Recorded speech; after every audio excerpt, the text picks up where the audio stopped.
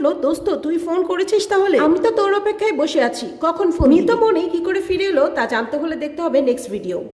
আগের পর্বেই জেনেছেন যে আমার বান্ধবী একজনকে ভালোবেসে ঘর ছাড়া হয়েছে এবং কিছুদিন পর সে সুইসাইড করে। এরপর প্রায় 3 বছর কেটে গেল। আমি আমার পড়াশোনা নিয়েই ব্যস্ত। আমি তখন অনার্স 3rd ইয়ারে পড়ি এবং পড়াশোনা নিয়েই ব্যস্ত। হঠাৎ একদিন কলেজ থেকে আসার সময় এক ছেলে আমার পিছু নেয়। ছেলেটির সাথে মনিকে আমি কয়েকবার কথা বলতে দেখেছি। আমি শুনেও না শোনার ভান করে চলে আসলাম। ছেলেটিও আমাকে পিছু করতে করতে আমার বাড়ির গেটের সামনে এসে হাজির। খুব উচ্চস্বরে আমাকে বলল, কি হলো, তোমাকে এতক্ষণ ডাকছি, তুমি শুনতে পাচ্ছ না নাকি? এই বলে একটা কাগজ বের করে আমার হাতে দেয়। আমি জিজ্ঞেস করলাম এটা কি? সে আমাকে বলল, এটা মনি তোমাকে দিতে বলেছে। এই কথা শুনে আমি রীতিমতো অবাক। মনি দিতে বলেছে মানে? মনি তো আরো 3 বছর আগেই মারা গেছে। তাহলে এটা কি করে আমাকে মনি দিতে বলবে? আমি ভয়ে কাগজটা হাতে নেই না। আমাকে সে বলে, এটার মধ্যে মনির ফোন নাম্বার আছে, তোমাকে মনি ফোন করতে বলেছে, জলদি ধরো তো এটা, লোকে দেখলে কি বলবে। আমি তারপর কাগজটা নেই। ভয়ে আমার হাত পা ঠান্ডা হয়ে গেছে। যে 3 বছর আগেই মারা গেছে সে কি করে ফিরে আসবে? ওদিন সারা রাত আমি শুধু এই চিন্তাই করি। পড়াশোনা, খাওয়া দাওয়া বা ঘুম কোনো কিছুতেই আমার মন ছিল না। পরের দিনও সারাদিন কেটে গেল। কাগজটা খুলে দেখলাম একটা ফোন নাম্বার। আমি খুব ভয় পাচ্ছিলাম